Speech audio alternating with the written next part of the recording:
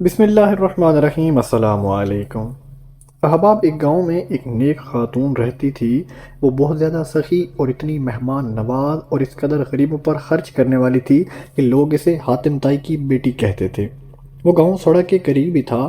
پہلے تو کوئی مستقل بس سٹاپ نہ تھا، مگر دیہاتی لوگوں کی آمد و رفت کی وجہ سے آہستہ آہستہ سڑک کے اوپر بس سٹاپ بن گیا۔ اب اندر کے علاقوں کے دیہاتی لوگ 5-10 میل سفر کر کے وہاں آتے کہ خرید و فروخت کے لیے بس پر بیٹھ کر شہر کو جائیں گے۔ کبھی ایسا ہوتا کہ بس کا وقت ختم ہو جاتا تو بیچاروں کے پاس وہاں رہنے کے لیے انتظام نہیں ہوتا تھا۔ اسی حال میں بیٹھ کر رات گزارتے، بھوکے پیاسے رہتے، اور اگر عورتیں ساتھ ہوتی تو اور زیادہ پریشانی ہوتی۔ اس نے محسوس کیا کہ یہاں تو ان کے لیے کوئی بندوبست ہونا چاہیے۔ چنانچہ اس نے اپنے خاوند سے کہا کہ کیوں نہ ہم لوگوں کی سہولت کے لیے ایک مہمان خانہ بنوا دیں، تاکہ وہ لوگ جو رات کو آگے یا پیچھے نہیں جا سکتے وہ آسانی سے رات گزار سکیں، وہ اگلے دن اپنے کام کے لیے روانہ ہو جائیں۔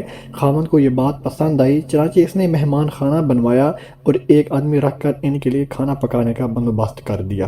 اب لوگ آنے جانے لگے۔ جو آگے پیچھے نہیں جا سکتے تھے وہ رات کے وقت وہیں سے کھانا کھاتے اور آرام سے سو جاتے، پھر رات گزار کر اپنے کام کے لیے چلے جاتے۔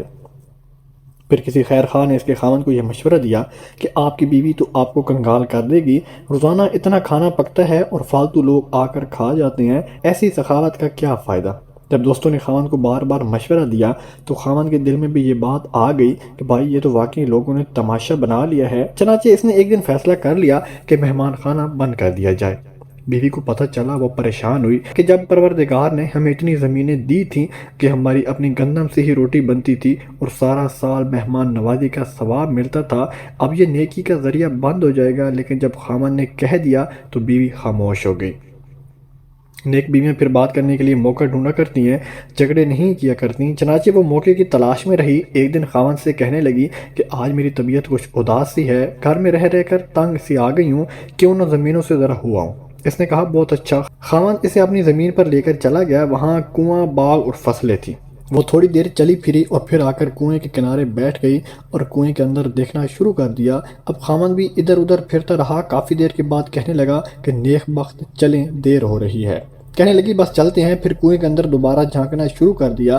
کنویں میں دیکھتی رہی۔ بالآخر خاوند نے کہا کہ خدا کی بندی، کنویں میں کیا دیکھ رہی ہو؟ کہنے لگی کہ میں دیکھ رہی ہوں کہ خالی ڈول پانی میں جا رہے ہیں اور بھر بھر کر واپس آ رہے ہیں، مگر کنویں کا پانی جیسا ہے ویسا کا ویسا ہی ہے۔ اس نے کہا خدا کی بندی، اگر سارا دن اور ساری رات بیٹھی رہے گی تو یہ پانی ایسے ہی رہے گا، خالی ڈور بھر بھر کر آتے رہیں گے، مگر پانی میں کمی نہیں آئے گی۔ جب خاوند نے یہ بات کہی تو اس نیک دل خاتون نے کہا اچھا، کنویں کا پانی ختم نہیں ہوتا؟ اس نے کہا کہ واقعی کنویں کا پانی ختم نہیں ہوتا۔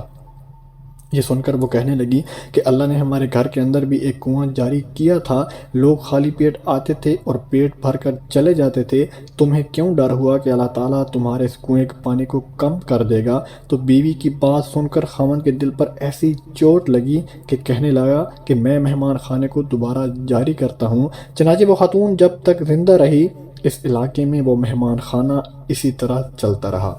احباب، میں امید کرتا ہوں آج کی ویڈیو آپ کو اچھی لگی ہوگی۔ اگر ویڈیو پسند آیا تو پلیز میری ویڈیو کو لائک اور میرے چینل کو لازمی سبسکرائب کر دینا اور بیل آئیکن کے بٹن پر کلک کر کے آل پر کلک کر دینا تاکہ ہر آنے والی نئی ویڈیو کو نوٹیفیکیشن آپ تک پہنچ سکے۔ ملتے ہیں انشاءاللہ نیکسٹ ویڈیو میں، تب تک محمد اسلام کو دیجیے اجازت۔ اللہ حافظ۔